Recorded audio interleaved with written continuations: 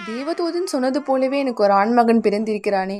அவர் சொன்னது போலவே இவன் பெயர் சிம்சோன் என்று பெயரிடுகிறேன்.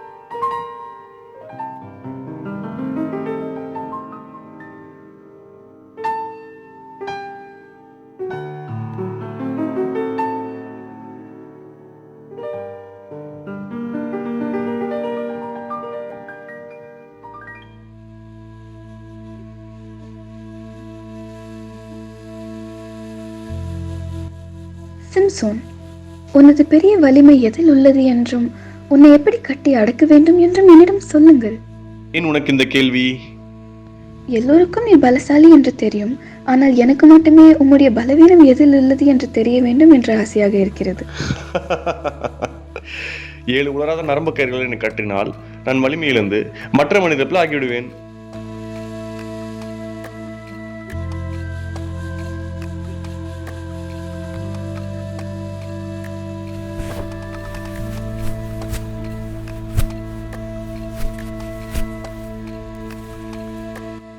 சிம்சோன், பெலிஸ்தியர் உன் மீது பாய்கின்றனர். பெலிஸ்தர்களா? எங்கே?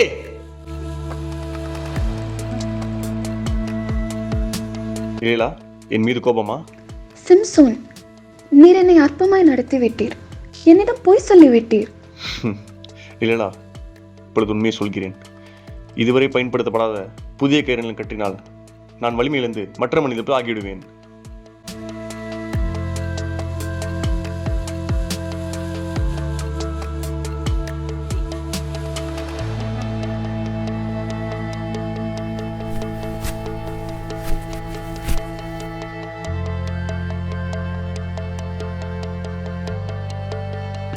சிம்சோன், பெலிஸ்தியர் உன் மீது பாய்கின்றனர். பெலிஸ்தர்களா?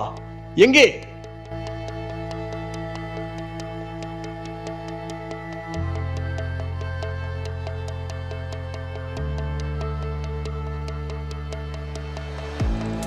டிலேலா,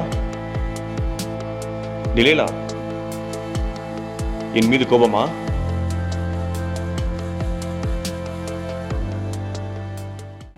மனம் திறந்து பேசாமல் என் மீது அன்பு கூறுவதா? எப்படி கூறலாம்? உனக்கு என் மீது காதல் இருக்கிறதா இல்லையா?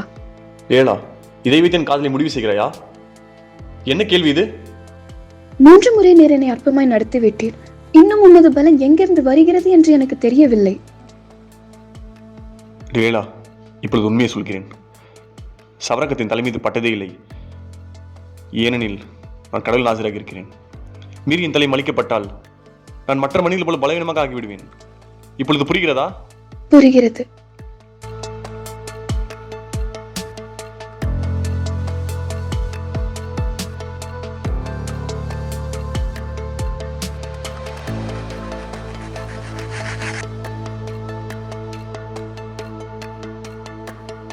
சிம்சோன், பெலிஸ்தியர் உன் மீது பாய்கின்றனர்.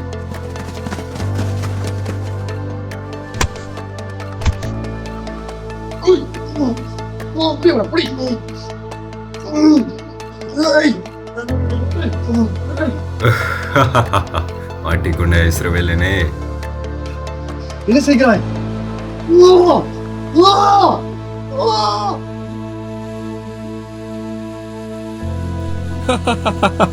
இதோ பாருங்கடா, நம்ம இவ்வளவு நாள் நம்மள பழி வாங்கிய நம்ம எதிரிய நம்ம கடவுள் நம்ம கிட்ட ஒப்பு கொடுத்துட்டாரு. இனி அவனால என்ன பண்ண முடியும்? கர்த்தராகிய ஆண்டவரே, என் 2 கண்களுக்கு ஒரு தீர்வாய் இப்பெலிஸ்தர்களை பழிவாங்கும்படி ஒரு விசை மாத்திரம் நினைத்துக் கொள்ளும் ஆண்டவரே.